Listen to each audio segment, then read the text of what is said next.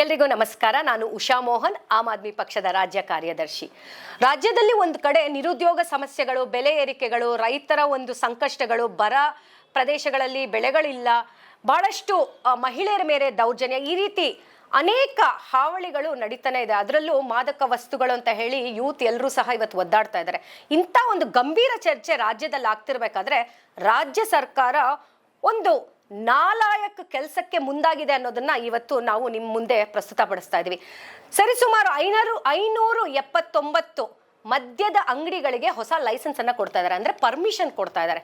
ಈಗ ಆಲ್ರೆಡಿ ಹೆಣ್ಮಕ್ಳ ಮೇಲೆ ಸಾಕಷ್ಟು ದೌರ್ಜನ್ಯಗಳಿದೆ, ಹಲವಾರು ಮಕ್ಕಳ ಮೇಲೆ ಇದರ ಮದ್ಯದ ಅಂಗಡಿಗಳಿಂದ ಪರಿಣಾಮ ಬೀರ್ತಾ ಇದೆ. ಅದು ಯಾವ ರೀತಿ ಒಂದು ಏನ್ ಹೇಳ್ತಾರೆ, ಸ್ಕೂಲ್ಗಳ ಹತ್ರ, ದೇವಸ್ಥಾನಗಳ ಹತ್ರ ಮದ್ಯದ ಅಂಗಡಿ ಇರಬಾರ್ದು ಅಂತ ಎಲ್ಲ ಸಾಕಷ್ಟು ನಿಯಮಗಳಿದಾವೆ. ಅವೆಲ್ಲವೂ ಇದ್ರೂ ಕೂಡ ಅವೆಲ್ಲವನ್ನ ಬಿಟ್ಟು ಇವತ್ತು ಸರ್ಕಾರಗಳು ಅನೇಕ ಮದ್ಯದ ಅಂಗಡಿಗಳಿಗೆ ಪರ್ಮಿಷನ್ಗಳನ್ನ ನೀಡ್ತಾ ಇದ್ದಾವೆ. ಮತ್ತೊಂದು ಕಡೆ ರಾಜ್ಯದಲ್ಲಿ ಆರ್ಥಿಕ ಬಿಕ್ಕಟ್ಟು ಯಾವ ರೀತಿ ಇದೆ ಅಂತ ಹೇಳಿದ್ರೆ, ಗ್ಯಾರಂಟಿಗಳ ಮುಖಾಂತರ ನಮ್ಮ ಒಂದು ರಾಜ್ಯದ ಖಜಾನೆ ಖಾಲಿ ಮಾಡ್ತಾ ಇದ್ದಾರೆ. ಇವರಿಗೆ ಯಾವುದೇ ಒಂದು ಹೊಸ ರೆವೆನ್ಯೂ ಜನರೇಟ್ ಮಾಡುವಷ್ಟು ಯೋಗ್ಯತೆ ಇಲ್ಲ. ಸ್ಟಾರ್ಟ್ಅಪ್ಗಳಾಗಿರ್ಬೋದು, ಇನ್ವೆಸ್ಟ್ಮೆಂಟ್ಗಳಾಗಿರ್ಬೋದು, ಉದ್ಯೋಗ ಸೃಷ್ಟಿ, ಈ ರೀತಿ ಹೊಸ ಹೊಸ ಯೋಜನೆಗಳಿಂದ ಯಾವ ರೀತಿ ನಮ್ಮ ಸರ್ಕಾರದ ಆರ್ಥಿಕ ಬೊಗಸನ್ನ ನಾವು ತುಂಬಬಹುದು ಅನ್ನೋ ಯೋಚನೆ ಇಲ್ದೇರ ಹೊಸ ಹೊಸ ಮದ್ಯದ ಅಂಗಡಿಗಳಿಗೆ ಲೈಸೆನ್ಸ್ ಕೊಟ್ಟು ಇವರು ಸರ್ಕಾರಕ್ಕೆ ಬೊಕ್ಸೆ ತುಂಬಿಸ್ತಾರಂತೆ. ಎಂತ ಒಂದು ವಿಪರ್ಯಾಸ ನೋಡಿ, ಇವತ್ತು ನಾವು ಎಂತ ಸ್ಥಿತಿಗೆ ತಲುಪಿದೀವಿ. ಇದೇ ಬಿಜೆಪಿ ಸರ್ಕಾರ ಸರಿಸುಮಾರು CL7 ಅಲ್ಲಿ ಸಾವಿರಾರು ಕೋಟಿ ಹಗರಣ ಆಗಿದೆ ಅಂತ ಹೇಳಿ ಸಾಕಷ್ಟು ಆರೋಪಗಳನ್ನ ಬಿಜೆಪಿ ಸರ್ಕಾರದಲ್ಲಿ ನಾವು ಕೇಳ್ಬಂತು. ಆದ್ರೆ ಅದನ್ನ ತನಿಖೆ ಮಾಡೋದು ಬಿಟ್ಟು ಇವತ್ತು ಬಿಜೆಪಿ ಅವರು ಇದ್ರ ಬಗ್ಗೆ ಮಾತಾಡ್ತಿಲ್ಲ. ಅಬಕಾರಿಯಲ್ಲಿ ನಡೀತಿರುವಂತಹ ಹಗರಣಗಳ ಬಗ್ಗೆ ರಾಜ್ಯ ಸರ್ಕಾರ ಕೂಡ ಇದರ ಮೇಲೆ ಯಾವುದೇ ಕ್ರಮ ತನಿಖೆ ಮಾಡ್ತಿಲ್ಲ. ಆದ್ರೆ ಹೊಸ ಲೈಸೆನ್ಸ್ಗೆ ಪರ್ಮಿಷನ್ ಕೊಡ್ತಿದಾರಂತೆ.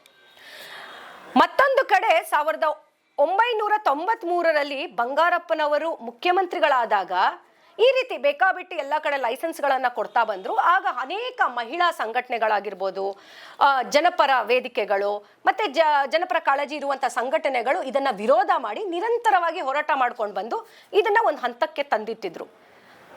ಅದಾದ ನಂತರ ಬಂಗಾರಪ್ಪನವರ ಅವಧಿಯ ನಂತರ ಯಾವುದೇ ಸರ್ಕಾರಗಳು ಕೂಡ ಈ ರೀತಿ ಒಂದು ಮದ್ಯದ ಅಂಗಡಿಗಳಿಗೆ ಹೊಸದಾಗಿ ಲೈಸೆನ್ಸ್ ಕೊಡುವಂತಹ ಯೋಜನೆಗಳನ್ನ ಮಾಡಿರಲಿಲ್ಲ. ಆ ಲೈಸೆನ್ಸ್ ಕೊಟ್ಟು ಅದರಿಂದ ಬರುವಂತ ಹಣವನ್ನ ನಾವು ಸರ್ಕಾರದ ಬೊಗಸಕ್ಕೆ ತುಂಬಿಸ್ಬೇಕು ಅನ್ನೋಂಥ ಯೋಚನೆಗಳು ಮಾಡಿರಲಿಲ್ಲ. ಆದ್ರೆ ವಿಪರ್ಯಾಸ, ಇವತ್ತಿನ ಆಡಳಿತದ ಪಕ್ಷದ ಕಾಂಗ್ರೆಸ್ ಸರ್ಕಾರ ಈ ರೀತಿ ಮಾಡ್ತಿರೋದು ನಿಜವಾಗ್ಲೂ ನಾಚಿಕೆ ಕೇಡಿನ ಸಂಗತಿ. ಮತ್ತು ಮಹಿಳೆಯರ ಮೇಲೆ ಹೆಚ್ಚಿನ ದೌರ್ಜನ್ಯಗಳು ನಡೆಯೋದಿಕ್ಕೆ ಇವರೇ ಒಂದು ಕಡೆ ಪ್ರೋತ್ಸಾಹ ಮಾಡ್ತಾ ಇದ್ದಾರಾ ಅನ್ನೋದು ಪ್ರಶ್ನೆ ಉದ್ಭವ ಆಗುತ್ತೆ. ಮಹಿಳೆಯರಿಗೆ ಎಷ್ಟು ಸುರಕ್ಷತೆ ಅನ್ನೋದು ಉದ್ಭವ ಆಗುತ್ತೆ. ಸೊ ಈ ಹಿನ್ನೆಲೆಯಲ್ಲಿ ಆಮ್ ಆದ್ಮಿ ಪಕ್ಷದ ವತಿಯಿಂದ ನಾವು ರಾಜ್ಯಪಾಲರಿಗೂ ಸಹ ದೂರನ್ನ ಕೊಡ್ತಾ ಇದ್ದೀವಿ.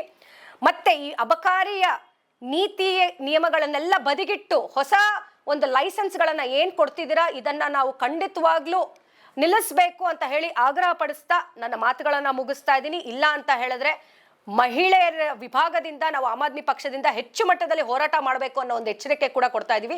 ಧನ್ಯವಾದಗಳು. If you like this video, ಬೇಗ ಲೈಕ್ ಮಾಡಿ, ಕಾಮೆಂಟ್ ಮಾಡಿ, ಶೇರ್ ಮಾಡಿ ಹಾಗೂ ಯೋಯೋ ಟಿವಿ ಕನ್ನಡವನ್ನು ಸಬ್ಸ್ಕ್ರೈಬ್ ಮಾಡಿ.